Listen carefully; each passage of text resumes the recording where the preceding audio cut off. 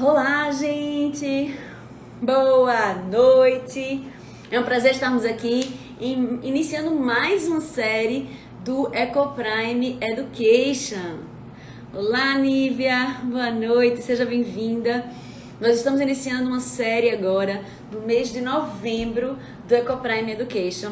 E essa série inicia em grande estilo, recebendo o professor Adalto Lourenço, e a gente vai estar aí recebendo ele logo mais.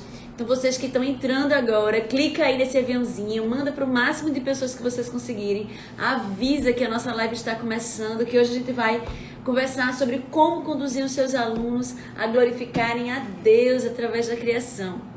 E criacionismo normalmente é um assunto bem difícil, né? A gente dentro do meio científico, dentro das escolas, dentro das universidades, e a gente vai ter a oportunidade de conversar hoje com um dos maiores cientistas que tratam sobre esse assunto no Brasil, né? Ele mora hoje nos Estados Unidos e ele vai estar conversando com a gente hoje sobre essa perspectiva do criacionismo, quais são os mitos e quais são as verdades do criacionismo e do evolucionismo, para que a gente consiga combater as mentiras com que a gente é normalmente bombardeado todos os dias na escola, na universidade, né? Seja como professor, seja como aluno também. Então, manda aí aviãozinho pra galera, pra gente poder ter gente com a gente, pra gente poder trazer e tratar sobre esse tema bem relevante, que é de como a gente lidar com o criacionismo, como a gente tratar do criacionismo dentro da escola e como conduzir os nossos alunos a isso, né? Porque para a gente trabalhar o criacionismo, a gente vai de encontro, inclusive, ao material didático que normalmente está nas nossas mãos. Então, é um grande desafio e é muito bom a gente poder contar com o professor Adalto, né, que é uma pessoa que, além de ser cientista, físico, né, e conferencista, autor de vários livros, ele também é professor, né? Então sente um pouco na pele os nossos desafios, os desafios do professor diariamente dentro dessa perspectiva do criacionismo versus evolucionismo. E parece que quando a gente diz que é criacionista, né, parece que é o mesmo de a gente tirar o atestado de ignorância e de que a gente não considera a ciência nada relevante, né? Como se a gente fosse só fé e a gente tivesse cego para qualquer outra evidência científica. E aí a gente vai conversar um pouquinho com ele sobre isso. Oi, Deise, eu também, Deise, eu tô animadíssima. Olá, Sara, Virgínia, Fabiana, Ângela. Tô animada para aprender um bocado hoje. A gente teve a oportunidade de mais ou menos um mês e meio atrás, a gente ter uma palestra do professor Adalto lá na escola, na verdade online, né, tudo online, com os alunos, e foi bem esclarecedor, tiraram várias dúvidas, e é impressionante como existem coisas que a gente não conhece, coisas que a gente não sabe, e que muitas vezes são usados como dados científicos pra gente, e na verdade não existem, né? Como se fossem científicos, como se fossem dados científicos, e na verdade não são, né? E a gente às vezes fica gaguejando para responder algumas coisas, e hoje a ideia é que a gente saia daqui munido de armas, né, para defender, e de entendimento para entender como é que a gente vai aplicar esse conhecimento no nosso dia a dia. Pois é, Fabi, ele é muito bom, ele é didático, ele é excelente, tanto com adultos quanto com crianças.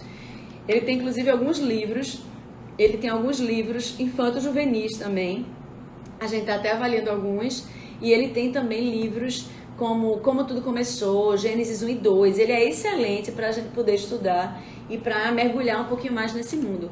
E logo no começo, quando a gente começou a trabalhar os conteúdos do Ecoprime Education, a gente trabalhou muito essa questão do criacionismo. Então, quem teve a oportunidade de acompanhar a gente desde o começo, tem visto a importância que tem o criacionismo, né? Parece uma teoria mais em relação ao início, né, da humanidade, aquelas teorias que a gente via nos livros de história, mas na verdade é muito mais do que isso, porque quando você entende o criacionismo, né, essa forma de ver, ela muda a forma como a gente se vê, como a gente vê o outro, como a gente se relaciona com as outras pessoas, e deve definitivamente mudar a forma como nós educamos aos nossos alunos, né? Então, a gente Por isso esse assunto ele é tão relevante. Olá, Ana. Olá, Jeane. Camila Juarez. Deixa eu falar aqui com o professor Adalto no WhatsApp.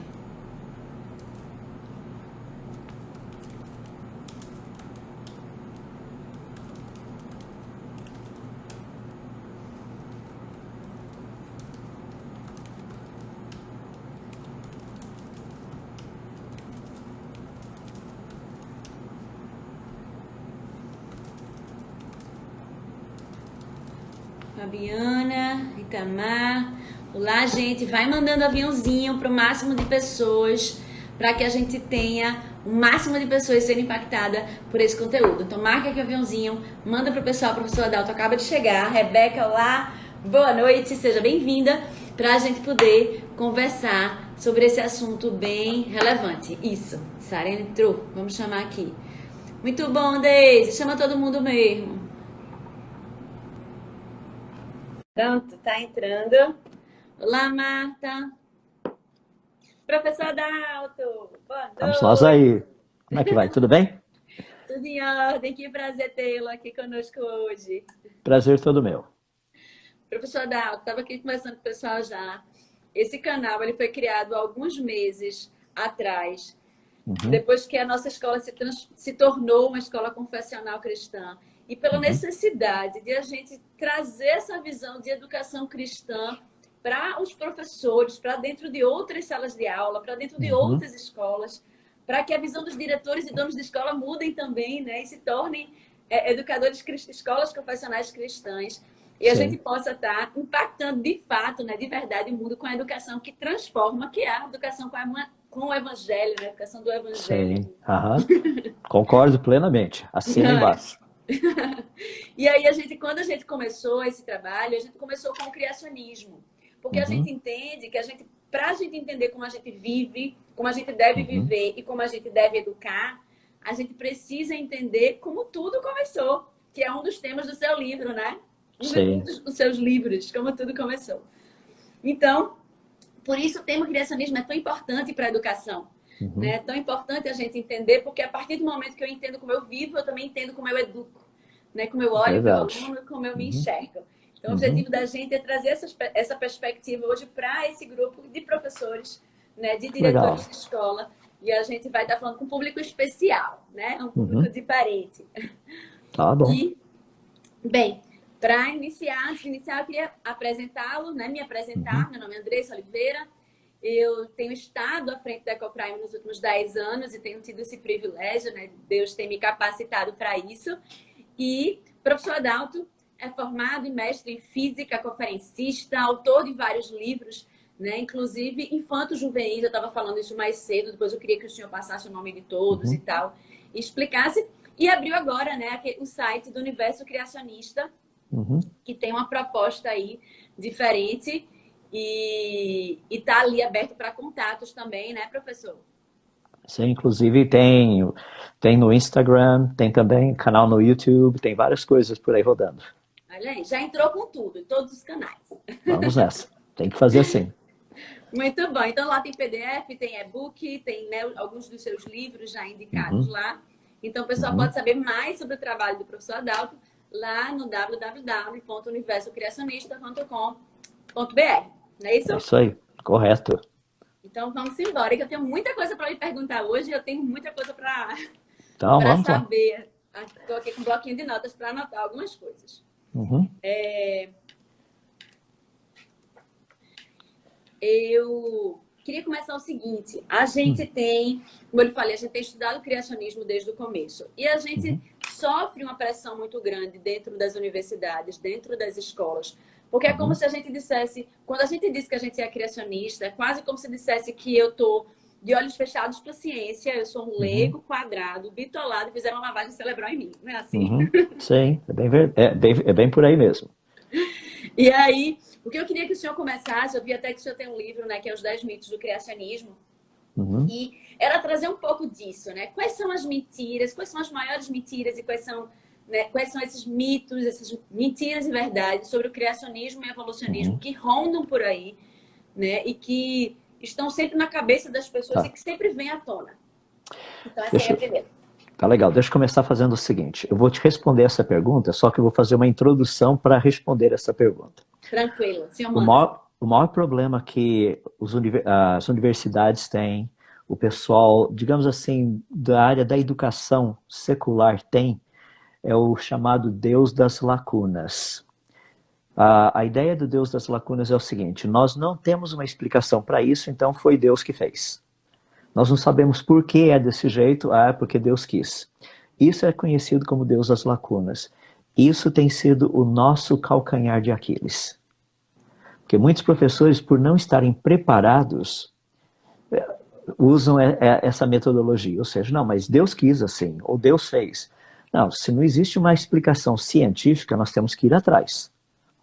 Então é muito importante nós entendermos o porquê nós somos criticados. E a gente precisa acabar com isso. Perfeito. Esse tipo de crítica precisa deixar de existir, porque nós temos respostas para serem dadas. Por exemplo, o universo, ele é jovem ou ele é antigo? O universo teria sido criado ou ele teria surgido espontaneamente? Percebe? Essas são perguntas que, se eu não conseguir responder cientificamente, eu terei que respondê-las teologicamente. Agora, teologia não é parte da ciência. Então, eu teria que responder essas perguntas do ponto de vista científico. Daí sim a gente resolve o problema. Então, isso tem causado assim, muito problema, assim, uma dificuldade considerável para professores e alunos do chamado assim, escolas cristãs ou do meio cristão. Porque nós, às vezes, não temos a resposta científica, ou não é que nós não temos, nós não a conhecemos, e ninguém é obrigado a conhecer tudo. Entende? Mas pelo fato de desconhecermos a resposta, muitas vezes nós falamos assim, isso é porque Deus quis, em vez de falarmos assim, vamos pesquisar e ver o que a gente pode aprender com isso. Vamos ver o que a ciência já descobriu a respeito disso. Tá? Porque essa é uma maneira bonita da gente poder ver essa dádiva tão grande que Deus nos deu, que se chama ciência. Tá? E a gente poder usá-la da maneira como Deus quer que ela seja usada. Então, isso é algo assim espetacular se a gente puder fazer isso. Então, essa é uma pequena introdução aí do porquê que o pessoal nos critica tanto. Porque quando a gente fala que, por exemplo, o livro que eu escrevi, que está na Amazon.com.br, 10 mitos sobre o criacionismo. São 10 áreas específicas. Por exemplo, dizem que o criacionismo é religião. E muitas pessoas acham que ele é religião porque ele geralmente só é ensinado nas escolas cristãs e o pessoal ensina Gênesis. Se for isso daí, então realmente o criacionismo é religião. Mas existem 3 tipos de criacionismos. Tem o científico, tem o religioso e tem o bíblico. Ou seja, numa escola confessional, nós iríamos ensinar 2 deles, o científico e o bíblico. Por quê? O científico mostra que o universo e a vida foram criados, mostra que o universo não é tão antigo assim, ele é relativamente recente, que o planeta Terra é recente. Então nós temos condição de mostrar cientificamente essas verdades, e isso baseado em observações, baseado em publicações científicas. Então é bem legal isso daí. Porque daí você olha para a Bíblia e você fala, nossa, que interessante, é muito parecido. Deixa eu dar um exemplo. 2012 e 2013 descobriram uma região no universo muito distante, a bilhões de anos-luz da gente. Literalmente, nos vendo assim, tá? E o que causou uma surpresa muito grande nos cientistas é que eles encontraram uma quantidade absurda de água, H2O. Agora, isso não seria possível, porque para que água existisse, as estrelas teriam que ter vivido muito, naturalista, transformando em hélio, hélio transformando os outros elementos químicos, até chegar àquela cadeia de produzir carbono, nitrogênio e oxigênio. Então isso daí teria demorado assim bilhões de anos para isso acontecer. E daí as estrelas teriam que explodir para que esse oxigênio juntasse com hidrogênio para formar água. Tá? O problema é que está no começo. Não deu tempo para a estrela produzir todo esse negócio, porque o número é de pelo menos 300 milhões de vezes mais água do que existe água no nosso planeta. É muita água. Agora, olha que coisa fascinante. A água está lá? Está. Ela está onde? No início do universo. Gênesis capítulo 1, verso 2, nos diz que no início do universo, no início de todas as coisas, o Espírito pairava por sobre as águas. Percebe como os dois andam juntos? A descoberta científica e a informação que nós recebemos das Escrituras. Então, quando as pessoas falam que o criacionismo é religião, muitas vezes é porque eles só veem o criacionismo bíblico sendo ensinado. Então, muitas vezes nossos alunos não saem com esse outro conhecimento, tá? Com conhecimento científico, para poder falar, não, peraí, a coisa não é bem assim, vamos conversar. Tá? E isso geralmente não acontece. Então, nesse livrete que eu escrevi, existem 10 áreas, essa é uma delas. Tem uma outra área, por exemplo, que eu trato da seguinte forma: dizem que os criacionistas querem remover a teoria da evolução da grade curricular. Isso não é verdade. Nós queremos que a teoria da evolução seja ensinada como teoria. Isso é diferente. Porque muitas pessoas chegam para mim e falam assim, olha, aqui na escola nós não ensinamos evolução. Não, a gente tem que ensinar, é uma teoria. Faz parte do currículo. Vamos ensinar, vamos falar o que ela fala, mas sem medo. Por exemplo, tem coisas dentro da teoria da evolução que são corretas. Eu não posso jogar tudo pela janela dizendo que é tudo errado, uma besteira. Não. Tem coisas que estão corretas. A base está errada. Aí é que eu preciso conhecer a base. Por quê? Pequenas variações, só um exemplo, pequenas variações existem? Sim, claro que existe. Nós encontramos isso nos organismos vivos. Pega, por exemplo, quem já não viu uma ninhada de cachorrinhos? São todos iguais? Claro que não. Tem, às vezes, a cor é diferente, o pelo é diferente. Por exemplo, quando eu era garoto, eu tinha vários porquinhos da Índia. E nascia aquele monte de porquinho da Índia, assim, porquinhos da Índia. É muito interessante, porque alguns o pelo era bem lisinho, o outro o pelo era bem encaracolado, alguns eram uma cor só, outros eram várias cores. Isso é o que nós chamamos de microvariação, quer dizer, eles chamam de microvariação. O termo técnico desculpa, eles chamam de microevolução, tá? O termo técnico é microvariação. O problema da evolução, quando eles falam de microvariação, ou microevolução, como é a terminologia que eles usam, eles usam isso como um argumento para provar a evolução. Só que microvariação não prova evolução. Macroevolução provaria.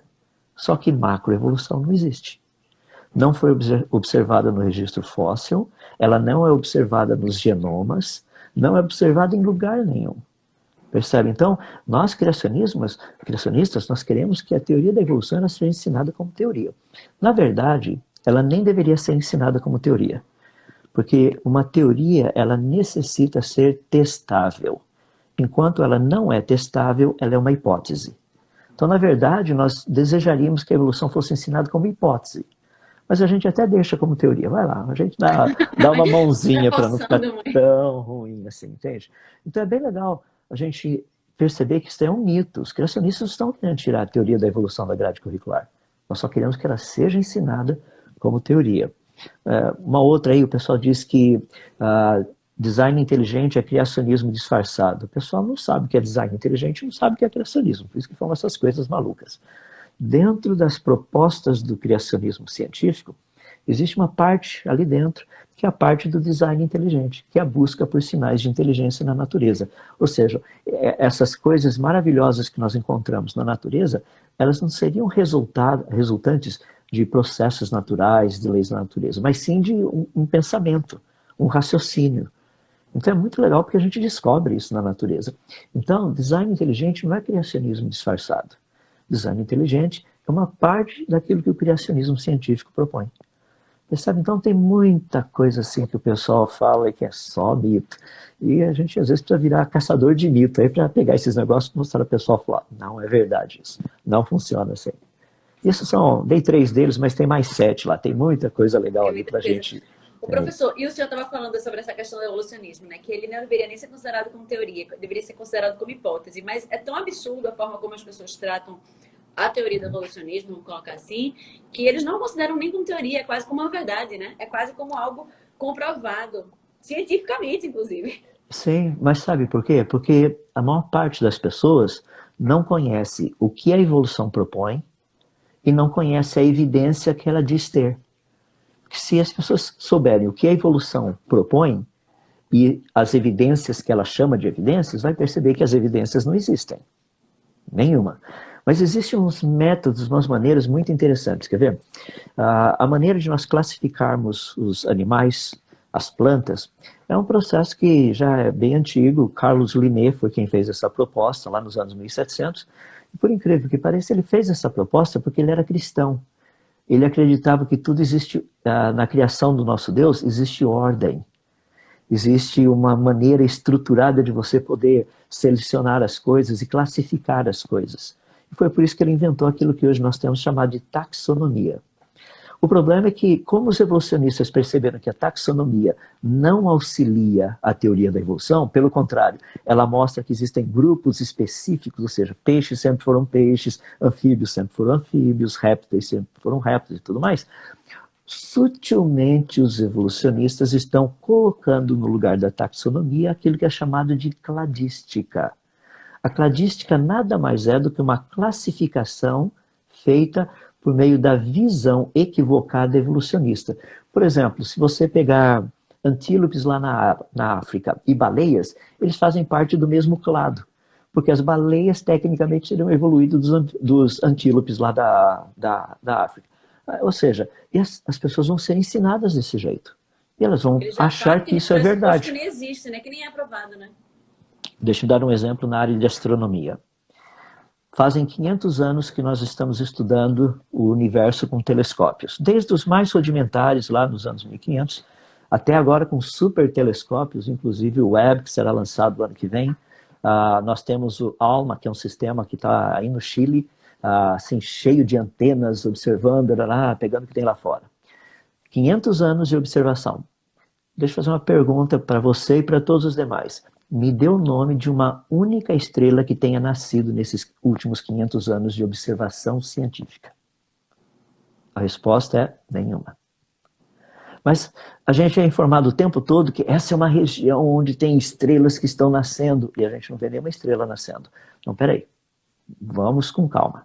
Se tem estrela nascendo, então a gente vai observar a estrela nascendo. Por exemplo, existe estrela morrendo? Claro que sim, supernovas. A gente observa isso do ano inteiro. Ou seja, uma é observação, a outra, estrelas morrendo, é observação. Estrelas nascendo é uma pressuposição. Isso não é ciência. Percebe como nós precisamos aprender a trabalhar com esses valores diferentes, com essas evidências diferentes? Ou seja, existe evidência de estrela morrendo? Sim. Existe evidência de estrela nascendo? Não. Existe evidência de galáxias se formando? Não. Existe evidência de que todas as galáxias praticamente têm, todas elas têm praticamente a mesma idade, independente da distância? Sim. Sério, então é muito legal nós entendermos o que o naturalismo está propondo, o que a teoria da evolução propõe, o que a cosmologia Big Bang propõe. E daí nós podemos trabalhar com as devidas e respectivas evidências que não existem. A gente pode falar, não, isso não existe. Por exemplo, os alunos aprendem isso de uma forma tão legal. Eu ensino a garotadinha e falo assim, quando vierem com esse papo para você que o universo teria surgido espontaneamente, está evoluindo, pergunta para eles assim, me dá o nome de uma única estrela que foi observada nascendo, ou tendo nascido nesses últimos 500 anos. Que vai me dizer, morrem pelo menos algumas centenas de estrelas por ano. Será que a gente não consegue ver nenhuma nascendo? Ou seja, pergunta para o pessoal, me dá o nome de uma estrela que tenha nascido. Vamos ver. Deixa eles com a pulga na orelha. Sim. Então é muito legal a gente ter essa noção, entende? Vamos entender o que a teoria propõe. Seja ela a teoria da evolução, a cosmologia Big Bang, ou seja lá o que for. Vamos conhecer. E daí raciocinar em cima disso, entender quais são os argumentos, quais são as evidências, se elas existem, se não existem, e daí para frente. Ô, professor Adalto, tem uma pessoa aqui que perguntou, estava aqui vendo, e é uma dúvida que, Kevin, a gente sempre se depara com evolucionistas, né? Em todos os lugares onde a gente se encontra, a gente se depara. Universidade e escola mais ainda. Sim. O que eu acho que ele quer, tipo assim, o que ele estava sugerindo, e eu acho isso ótimo, é tipo, que tipo de evidências nos ajude a discutir com essas pessoas e ganhar na discussão? Deixa eu fazer o seguinte. Como nós estamos tratando dentro de um contexto cristão, deixa eu me dar 3 metodologias que Jesus usava. Certo, tá? perfeito. Com as pessoas que tinham interesse em conhecer, Jesus ensinava. Com as pessoas que eram só curiosos, Jesus contava parábolas. E com os fariseus que se diziam conhecedores da lei, Jesus batia de frente. Tá? Então nós precisamos saber com quem a gente está tratando. E aí vai um aspecto de sabedoria também. Se você teria condição de discutir no mesmo nível com a pessoa com a qual você gostaria de discutir. Tá? Não vai pegar um professor universitário e tentar convencê-lo, porque não vai funcionar. Não vai. Entende? Continue estudando, faça o seu bacharel, faça o seu mestrado, faça o seu doutorado, aí você vai conversar com ele. Professor, quais são os livros que o senhor indica para começar? Olha, tem bastante material e depende da área. Eu sou meio suspeito para falar, mas eu escrevi o Como Tudo Começou, anos atrás, justamente para dar uma base de raciocínio em todas as áreas. Então eu trato um pouquinho da área da origem das teorias, para a gente ter uma noção de onde vêm essas teorias. Isso daí vem lá da Grécia, isso daí não é coisa recente. Um grupo de filósofos gregos acreditavam que o universo e a vida teriam surgido espontaneamente. O outro grupo acreditava que não. Mas na época era uma discussão filosófica, então eu trabalho isso num capítulo do livro.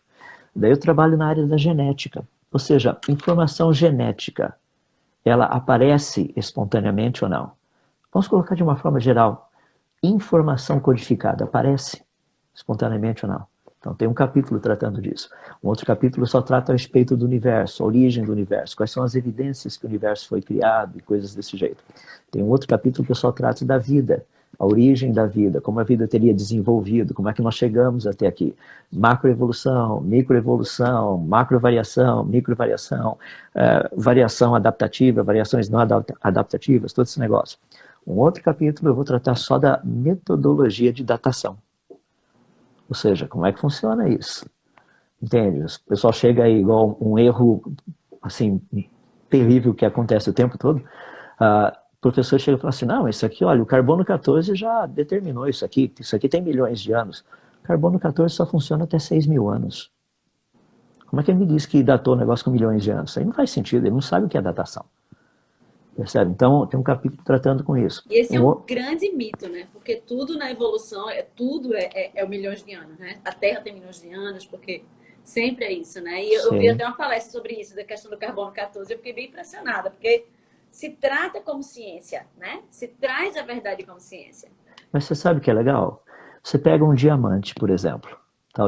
Um diamante, ele, segundo os naturalistas, ele teria se formado assim, pelo menos há uns 500 ou 600 milhões de anos atrás. Pega esse diamante, leva para o laboratório e mede se ele tem carbono 14. Porque se tiver carbono 14, ele não tem mais do que 60 mil anos. O carbono 14 é bom só até 6.000, tá? Então estou dando assim margem para erro de montão aí. Todos os diamantes datados têm carbono 14. Isso significa que esses diamantes não poderiam ter centenas de milhões de anos. Eles teriam poucos milhares de anos apenas. Isso mostra que a Terra é jovem. E a lista vai, ou seja, o carbono 14 é um super aliado nosso, e as pessoas acham que ele é vilão. Não, ele é aliado. A gente pega esses sedimentos, fósseis, coisas assim que as pessoas encontraram aí. Isso aqui tem milhões de anos. É mesmo, vamos levar para o laboratório, vamos ver se tem carbono 14. Se tiver carbono 14, tcharam, não tem milhões de anos, com certeza. E a gente acha carbono 14 em todos os fósseis. É uma coisa maravilhosa isso. Já dá pra gente usar o argumento do carbono 14, né? Você sabia que o carbono 14 só consegue ser datado até 6.000 anos, né? E o pessoal tem usado até 20.000. Mas assim, qual a tua idade? Tá? E fala assim, a minha idade é 50 anos, mais ou menos 30. Ou seja, você poderia ter 20 como poderia ter 80. Isso não faz sentido. Agora você fala, eu tenho 50, mais ou menos 6 meses para cada lado. Bom, não é o meu caso. Meu caso seria 62, mais ou menos 6 meses para cada lado. Entende? Ou seja, quando você chega ao carbono 14 datando, o erro é tão grande que ele não é mais confiável. Até 6.000 ele é. A gente consegue, com certeza, saber, é muito legal isso aí. Então tem um capítulo que eu trato com isso, um capítulo que eu trato de fósseis no livro, formação de fósseis. Por exemplo, fósseis se formam em situações catastróficas. Um animal, uma planta, quando morre, naturalmente ele apodrece e vira fóssil. Agora, como é possível ter tanto fóssil no planeta? Pior ainda, mais de 90% dos fósseis que nós temos são encontrados em rochas sedimentares, o que significa que o animal ou a planta morreu soterrado em muita água e muita lama. Dilúvio. É o óbvio, né? É por isso que eu escrevi um livro sobre o dilúvio aí no ano passado. Então, esse tipo, o livro Como Tudo Começou, ele introduz as pessoas a esse tipo de raciocínio. Um livrete pequenininho, eu estou falando assim mais dos meus, mas vou falar mais alguns aí, daí se o pessoal quiser ampliar mais o leque. Eu vou fazer o seguinte, eu vou te mandar uma lista para a gente colocar aí. Acho que é melhor do que eu ficar falando, porque daí o pessoal já vai e olha a lista, porque tem muita coisa em português, tem milhões de coisas no inglês, que vale a pena.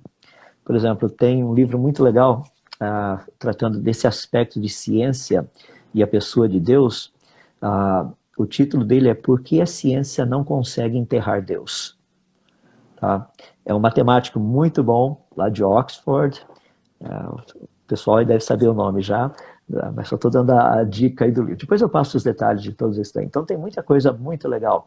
Tem a Caixa Preta de Darwin, para a gente saber um pouquinho mais de como funciona esse negócio, da teoria dele.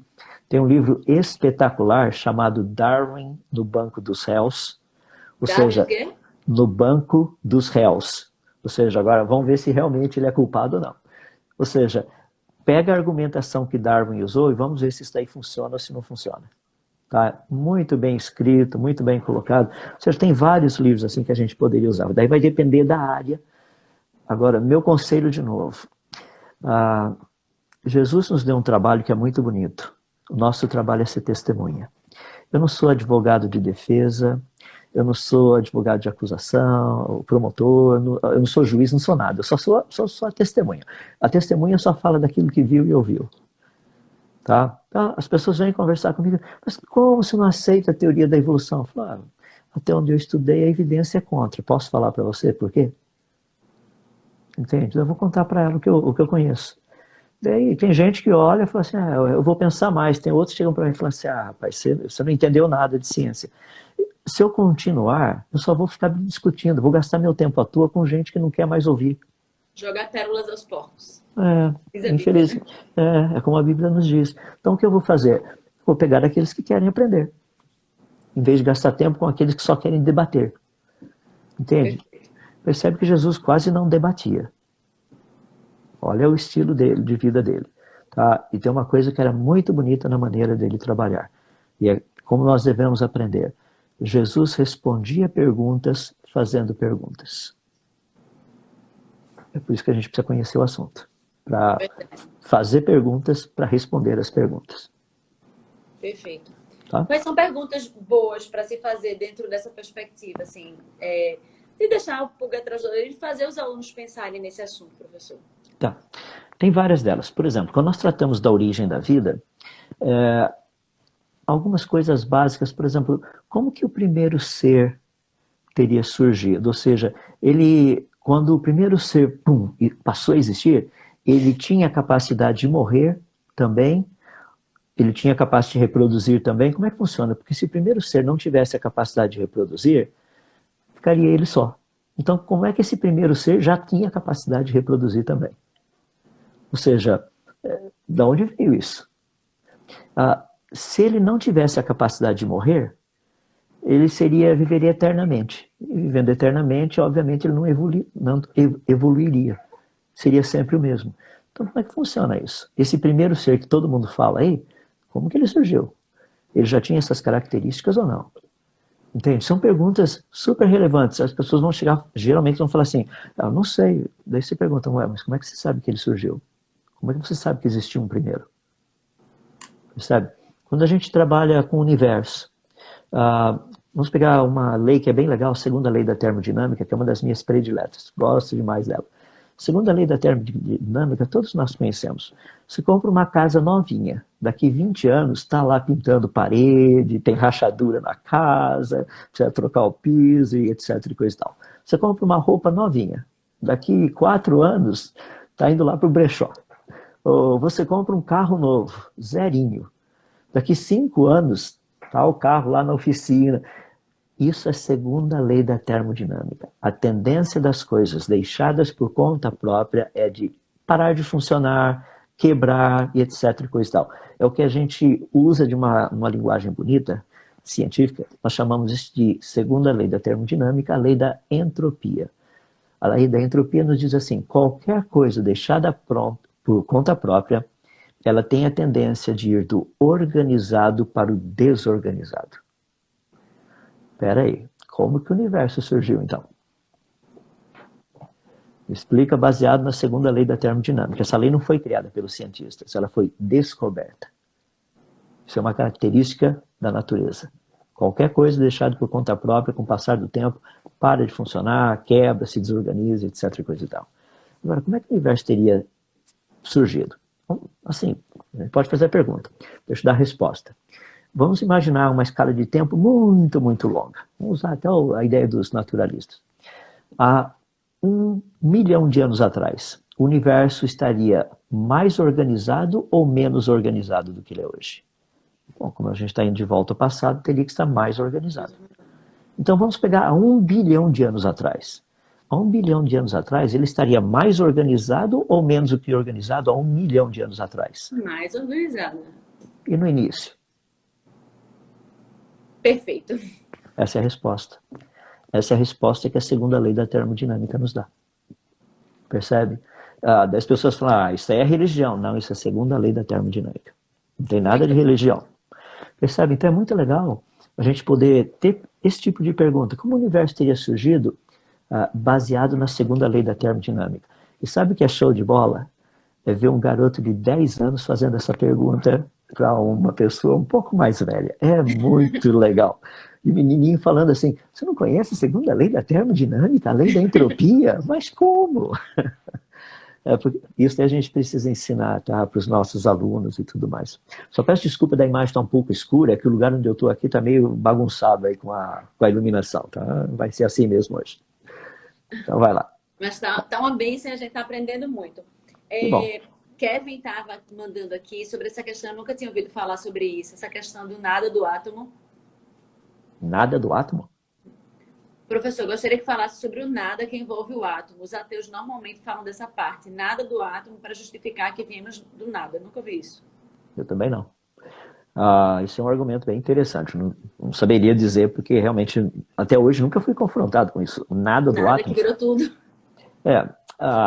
O que talvez, o que está sendo dito, seria algo mais ou menos assim. No princípio não havia nada e algo apareceu. Isso talvez seja o que está sendo proposto. Só que o que a teoria do Big Bang propõe não é que não havia nada. Havia algo logo no início. O que havia no início era algo do tamanho de um próton, tá? Mais ou menos 10 elevado a menos 10 metros, extremamente pequenininho, quer dizer, 10 elevado a menos 15, não 10 elevado a menos 10. Extremamente pequenininho. E ali dentro estava toda a energia que tem no universo estava condensada nesse pequeno pontinho. Tá? Que lógico, né? Bom, eu trabalho com energia. Tá?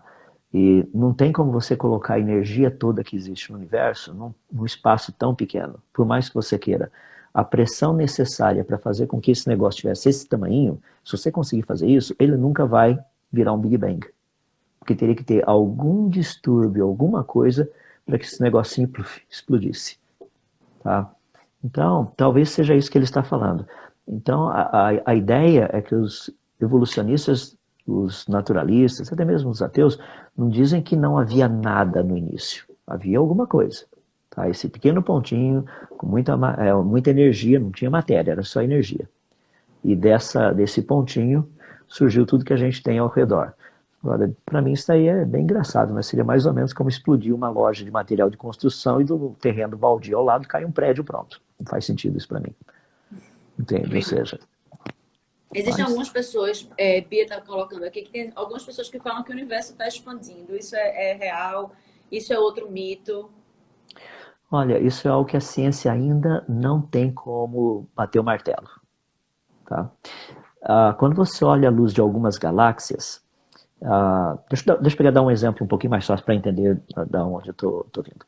Quando você está ouvindo um carro, você está parado assim, vou pegar a Fórmula 1, tem Fórmula 1 esse final de semana aí.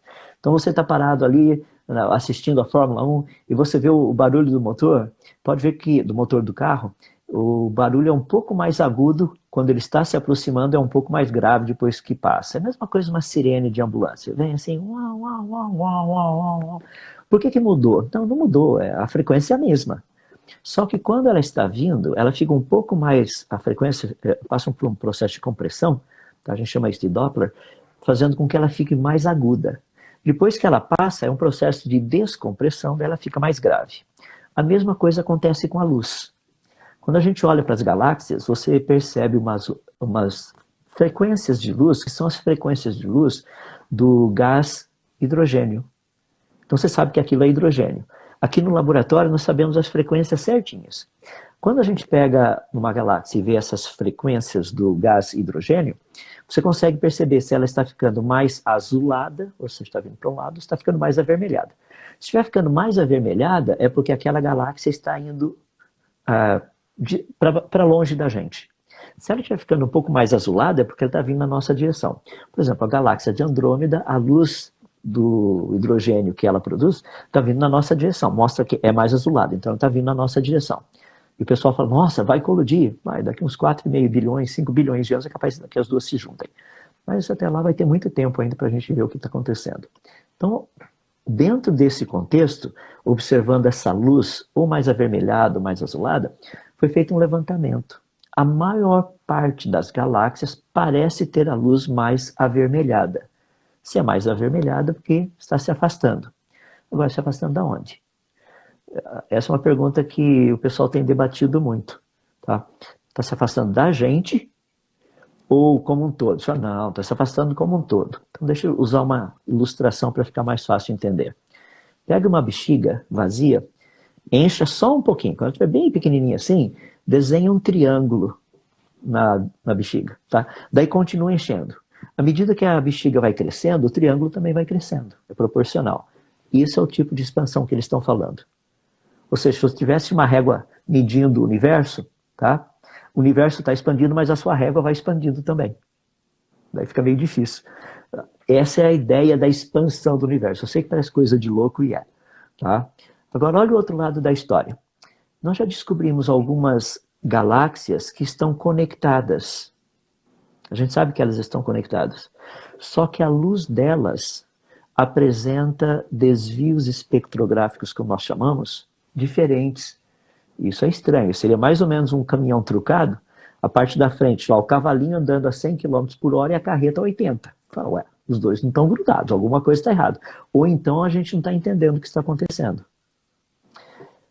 Existe evidência que o universo pode estar expandindo, como existe evidência que ele não está expandindo. E até agora não deu para bater o martelo ainda. Vamos continuar esperando aí o final dessa história. Vamos ver o que acontece, né? Muita coisa legal aí para ver. Verdade. Professor, o senhor é professor, né? Sim. O senhor está dentro de sala de aula e a gente tem pensado e repensado em relação a esse desafio de dentro de sala de aula, em como se portar como criacionista no mundo totalmente evolucionista, de materiais didáticos muitas vezes evolucionistas, né? E como nós podemos conduzir os nossos alunos a enxergar essa verdade, né? Dentro desse ambiente. Uma coisa nisso daí que eu gostaria de deixar que é um desafio para todos os professores é o seguinte, isso eu aprendi com um grande mestre, professor Howard Hendricks, foi lá da Universidade do Seminário Teológico de Dallas, um homem assim de um conhecimento excepcional, um professor nato que Deus deu de presente para a gente por muitos anos. Inclusive ele escreveu um livro muito interessante chamado Ensinando para Transformar Vidas. Tá? Está traduzido?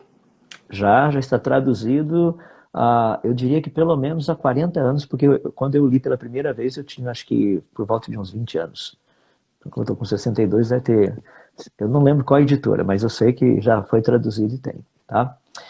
Então, como que nós podemos trabalhar e influenciar a vida dos nossos alunos? Tá? Ele coloca da seguinte forma, ele diz assim que um professor medíocre, ele lê a matéria para os alunos. Tá?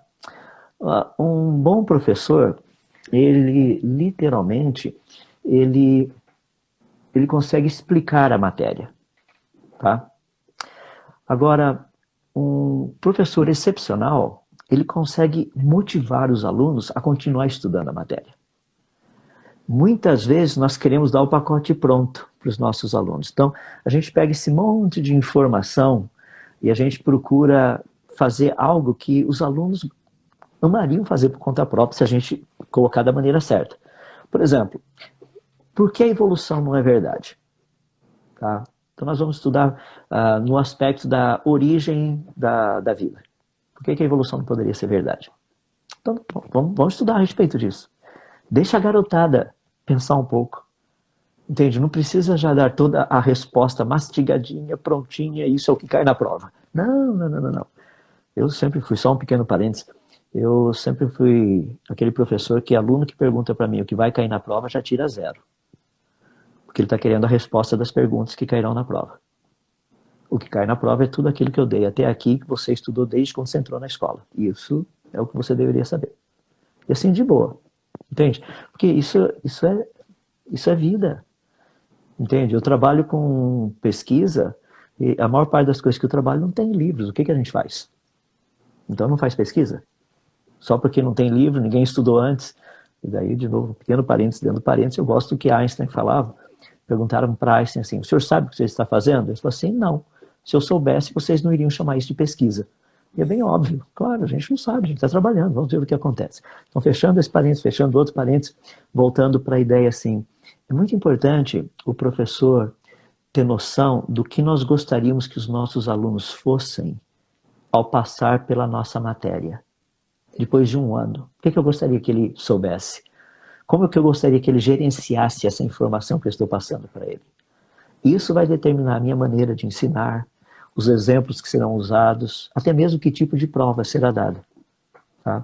Eu, por exemplo, as minhas provas, eu agora não estou mais lecionando, mas as minhas provas eram assim, os alunos podiam levar o que eles quisessem, podia levar livro, podia levar caderno, anotação, etc, coisa e tal. Sabe por quê? Os problemas de física que eu iria dar na prova não tem no livro, não tem no caderno. Mas se ele conhecer a matéria, ele resolve. Se ele tentar achar a matéria no livro, na hora não vai dar tempo. Mas se ele tiver estudado, ele vai ver as dicas lá no livro que irá ajudá-lo a resolver o problema. Então, é muito importante nós sabermos o que a gente gostaria que os nossos alunos fossem lá no final. E tem um ponto nisso daí também, eu estou assim deixando, estou dando eu sei que uma resposta bem geral, tá? Mas um outro aspecto que é bem legal para os professores é o seguinte, pensa no aluno como o motor de um veículo, tá? Eu creio que todos vocês já ouviram falar do motor de partida, né? Aquele negocinho quando você vira a chave ele fica fazendo aquele barulhinho. Aquilo lá não é o motor do carro, aquilo é o motor de partida. Aquilo é que vai fazer o motor funcionar. Nós, professores, na vida dos alunos, nós teríamos que ser só o motor de partida, não o motor. Eles são o motor. Entende? A gente já vai fazer essa garotada funcionar e eles vão funcionar pro resto da vida. Se nós pudermos ensiná-los a aprender, eles vão continuar aprendendo até o final da vida deles. Esse deve ser o nosso alvo. Então, quando a gente pensa nessa ideia do criacionismo dentro da sala de aula, primeiro, é importante eu saber o suficiente para dar a base para eles. Mas eu não preciso saber tudo. Vamos deixar que eles corram atrás de muitas coisas, sabe? Isso vai ser muito legal. Então, nós vivemos realmente uma saia justa pelo material didático. E é verdade, porque eu diria que 99,9% do material didático é naturalista e evolucionista. Então eu preciso saber como gerenciar isso, como trabalhar com essas coisas. Uma pessoa que conhece bem a matéria, ele não tem muita dificuldade de navegar nisso, mostrar isso é verdade, isso não é verdade.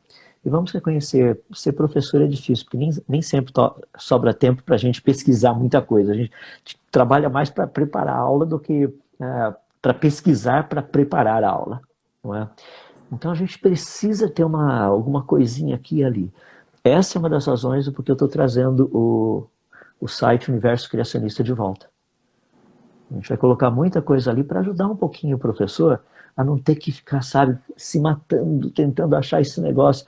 Não que eu tenha tempo sobrando para fazer isso, não é isso não. Mas tem uma experiência de vida que às vezes dá para sintetizar algumas coisas. Eu li um artigo semana passada, bem interessante, dá para traduzir esse artigo para os professores pegarem esse artigo científico e poder usar com os alunos. Então é um projeto assim, lá. Agora, eu queria já estar começando em novembro, mas ainda está um pouquinho corrido por aqui as coisas, o Covid tem atrapalhado muito. O canal do YouTube vão ter pequenos vídeos que vão estar sendo colocados o tempo todo. É o prof.adalto, lá do YouTube.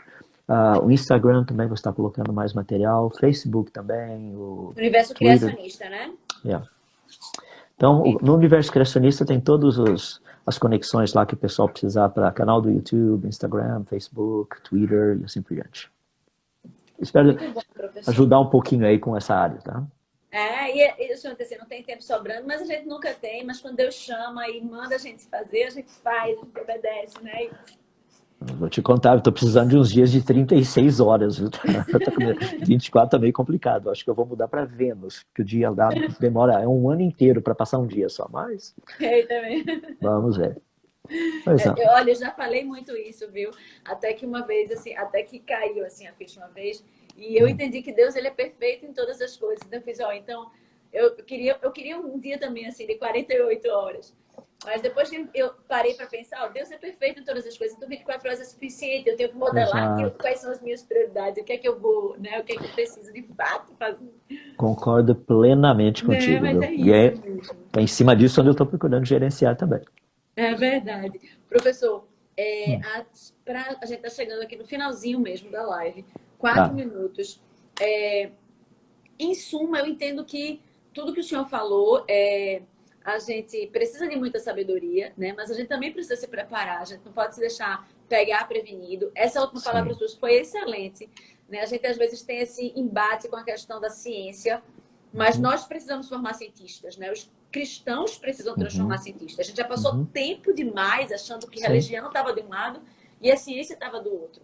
As duas coisas estão imbricadas. Como o senhor disse, como é lindo estudar ciências e comprovar que as verdades bíblicas, né, tipo, elas convergem, né? E eu descubro Deus quando eu estudo ciências, né? Concordo plenamente.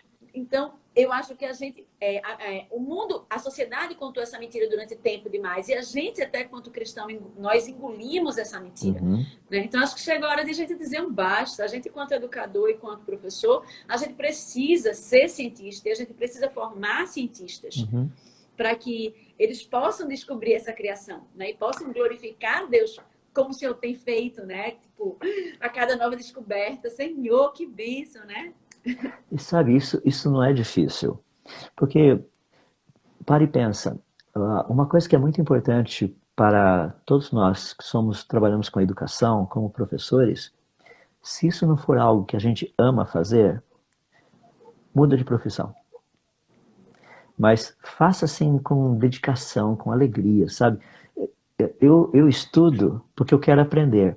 O resultado disso é que, no fim, eu acabo compartilhando com as pessoas. Mas eu quero aprender.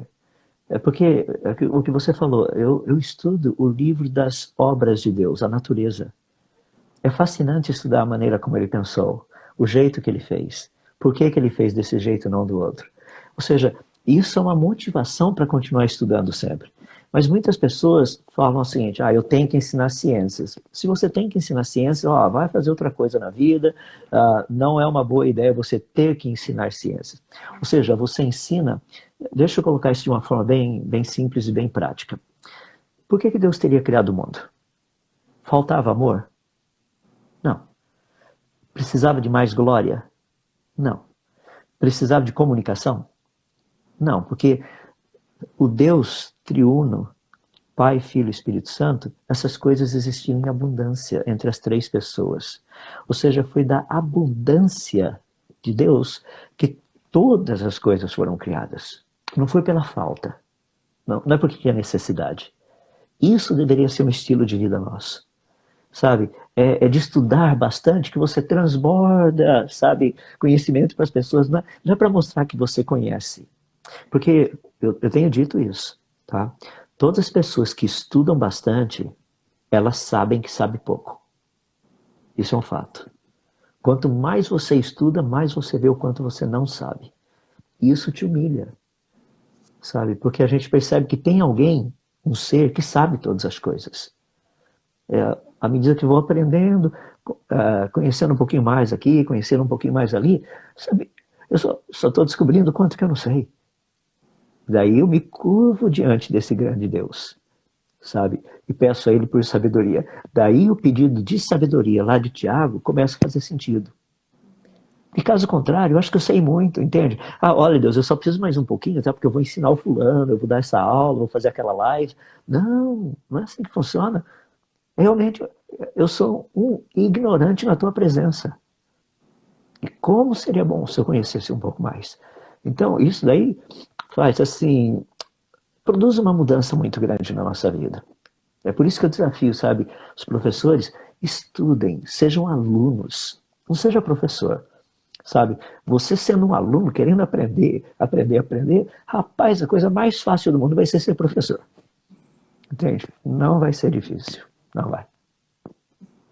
Muito bom, professor. Sejamos alunos para sermos excelentes professores. Não é isso que significa ser discípulo? É verdade. Discípulo é aluno. Que legal. É verdade. Professor, muito obrigada pelo seu tempo. Eu sei que é muito corrido, a agenda cheia, mas muito obrigada pela sua disponibilidade de estar sempre compartilhando aquilo que Deus tem, né, lhe dado e lhe capacitado para estar sendo usado aí como instrumento dele na divulgação e na, né, proclamação aí dessas verdades que são tão importantes. Que muitos professores possam, né, aprender. Alguns pessoas disseram assim, eu estou sem caneta aqui, vou ter que assistir essa live de novo. Assiste uma, duas, três vezes.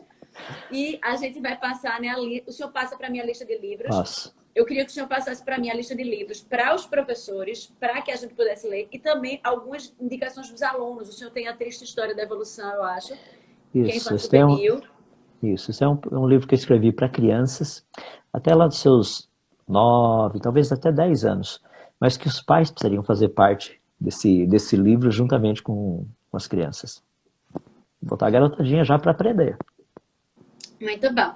Então, eu vou ficar aguardando para o professor Adalto mandar e divulgo para vocês no EcoPrime Education. Várias pessoas aqui me perguntaram se a live vai ficar gravada. Sim, a live vai ficar gravada no EcoPrime Education. Então, você pode ir lá. Daqui a 5 minutinhos vai estar lá disponível. Então, manda para outras pessoas que vocês sabem que seria importante ouvir aqui, que não tiveram a oportunidade de estar aqui com a gente hoje. Então, manda para eles, para que a gente possa, né, abençoar mais vidas com esse conhecimento. Tá joia? A todos vocês, muito obrigada pela audiência. Professor Adalto, últimas palavras, quer deixar mais alguma coisa? Olha, sempre uma alegria estar com todos vocês. Deus continue abençoando esse trabalho. O que precisar, sabe onde me encontrar. Obrigada, professor Adalto. Deus o abençoe e continue usando. Viu? Amém. Um abraço. Tchau, gente.